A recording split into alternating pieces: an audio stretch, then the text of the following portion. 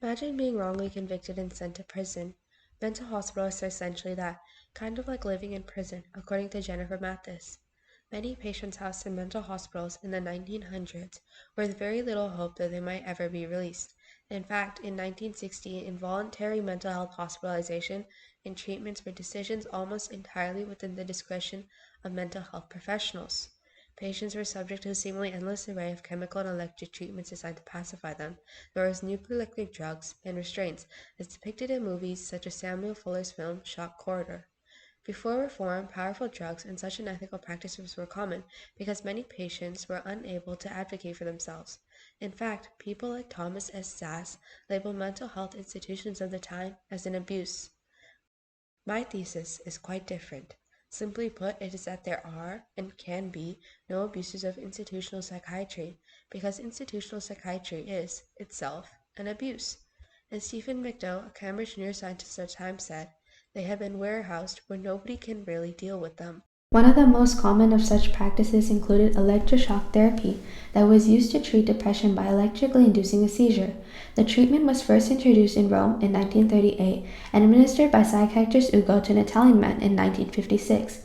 Hydrotherapy was used to treat mania, instant coma therapy for schizophrenia, and fever therapy or pyrotherapy for tertiary syphilis. Further, during the eugenics movement, Pueblo doctors sterilized their female patients, despite lacking the legal authority to do so. We considered it a minor operation, the hospital's longtime superintendent, Dr. Frank Zimmerman, said years later, so they would not produce more mental deficits. Soon after, several exposés were published. First in 1946, a semi-autobiographical novel, later made into a movie, depicted experiencing scalding hot baths and electroshock therapy. Later, in 1959, a proactive Ramana clef written by a former employee shed further light on popular treatment practices of the time.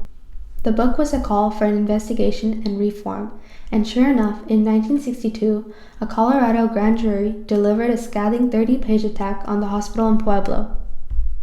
Soon after came President JFK's Community Mental Health Act of 1963 that ordered the downsizing of large institutions like Pueblo and several other policies like the National Mental Health Act of 1946 that contributed to research and training efforts through the National Institute of Mental Health and the Mental Health Study of 1955 that established the Joint Commission on Mental Illness and Health in order to produce a final report, Action for Mental Health.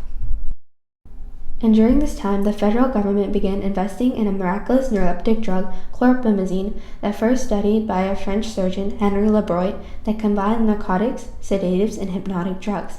After the first clinical trial in 1952, and several others that provided promising results, the drug debuted in the U.S. in 1954 under the brand name Thorazine. By 1970, more than 20 drugs had entered the market, all variations of Thorazine. However, Thorazine was no cure. It often put patients in a kind of trance.